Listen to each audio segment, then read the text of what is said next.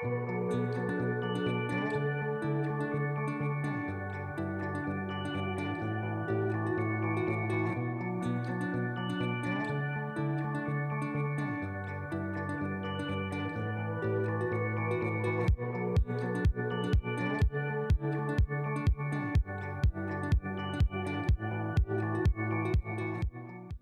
Brice, tu nous entends? Ouais, bonjour à toutes et tous. Bon, Je vous entends. donc Brice Guyard, peut-être qu'il complétera ma présentation, hein. Donc c'est bon, maintenant il est à la retraite, hein, on peut le dire, mais ça a été voilà un médaillé aux Jeux Olympiques, et, aux Championnats du Monde, et puis Championnat d'Europe, Championnat de France, plusieurs fois médaillé. Et aujourd'hui, il s'investit et est engagé dans le comité d'organisation des Jeux Olympiques. Donc, on avait envie, bon voilà, on a été en contact avec Brice, et la première question que voilà, on voulait te poser, on est nombreux hein, dans la salle, c'est vrai que tu ne vois pas forcément, c'est un peu compliqué, mais la première question qu'on voulait te poser, c'est quelle est ton appréciation, toi, de la situation qu'on est en train de vivre là, et par rapport à l'éducation physique et sportive, et surtout la place, toi, que tu voudrais voir dans l'école de l'éducation physique et sportive et du sport scolaire. Alors bien sûr, avec différents regards, hein, un regard d'ancien élève, tu as été un élève, comme nous toutes et nous tous, et aussi en tant que parent d'élève, et puis dans ta fonction actuelle au comité olympique pour Paris 2024. Voilà, je te laisse la parole. Yes, ok, très clair. Vous m'entendez? Est-ce que vous me voyez et vous m'entendez? Oui. Parfait. Nickel. Parfait. Ok, top. Bon, déjà merci pour cette invitation et merci pour la qualité des interventions parce que j'ai appris pas mal de choses en vous écoutant. Et oui, je partage effectivement le constat actuel et qu'il faut surtout rien lâcher pour mettre plus de sport dans la vie de nos jeunes. C'est vrai qu'en préparant un peu ma participation à cette intervention, je suis tombé sur quelques chiffres et je les avais pas spécialement en tête. C'est pas un sujet moi que j'ai dans le radar tous les jours, même si le sport c'est quelque chose qui a guidé ma vie tout au long de ma carrière et dès le plus jeune âge. Mais voilà, j'étais un peu détaché de ces chiffres. Et vous venez juste d'en parler sur le 800 mètres. Moi la minute qui m'alarmait entre 1970 et aujourd'hui pour courir un 800 mètres, la différence, ça me choquait. Alors je comprends que c'est modéré par rapport à l'étude que vous avez pu expérimenter localement, mais globalement, je le vois. Le temps passé, plus de 3 heures, je crois, chez les jeunes en moyenne devant un écran tous les jours. Et quand on est devant un écran, c'est qu'on est potentiellement assis ou allongé.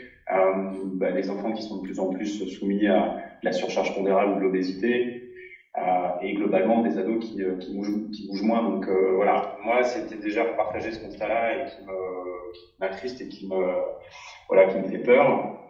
Et en plus de ça, on a connu la crise sanitaire où je l'ai bien vécu aussi.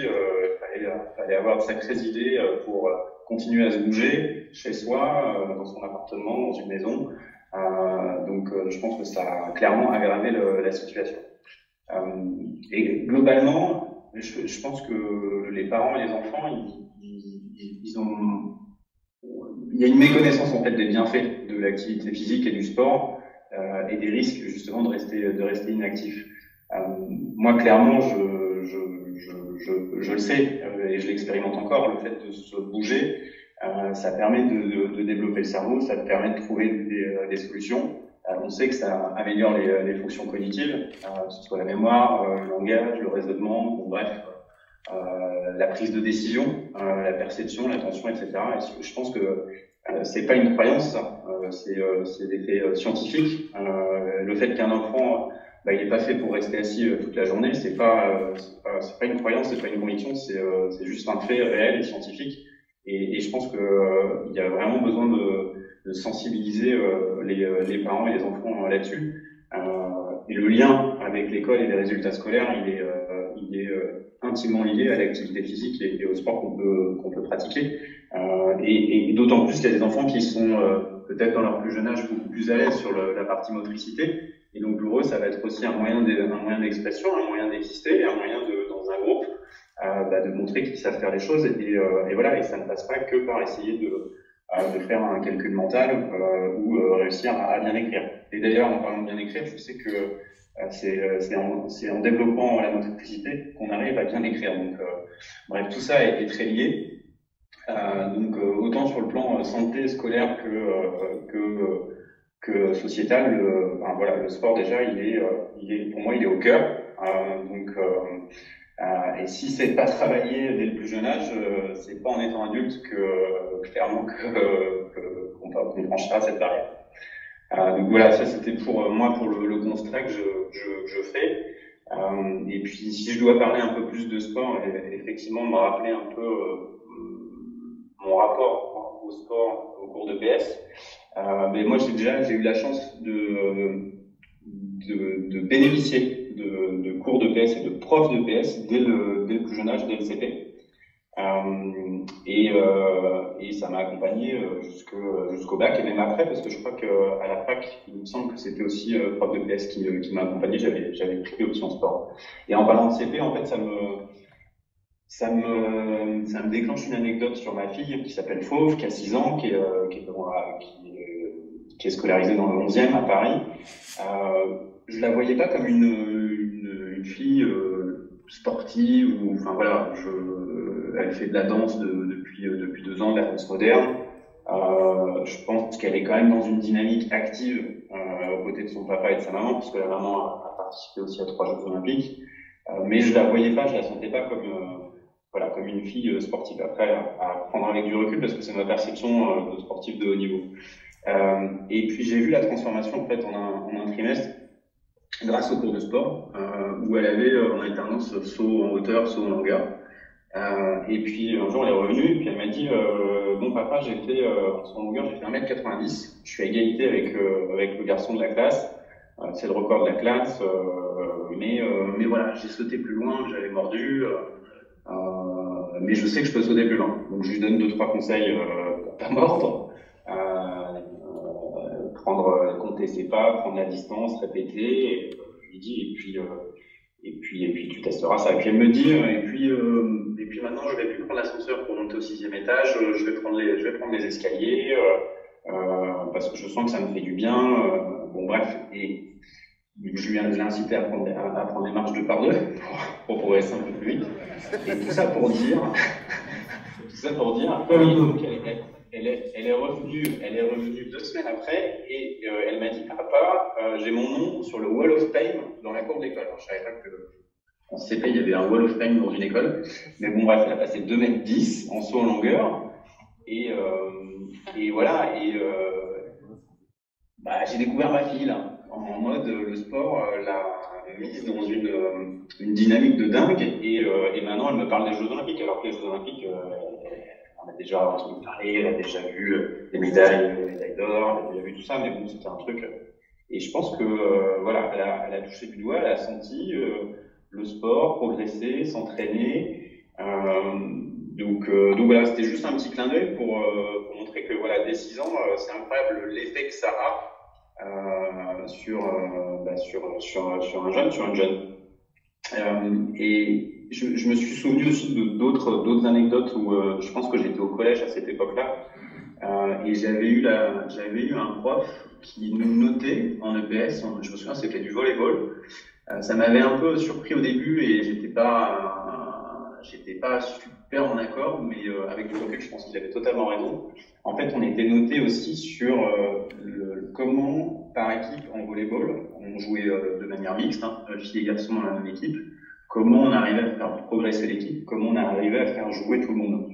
Et je pense que, alors, ce prof de PS était prof principal et je pense qu'il avait il avait tout compris parce que c'était finalement l'apprentissage de réussir à faire avec les autres ensemble, partager et ensemble essayer de faire en sorte que le groupe progresse et soit plus fort.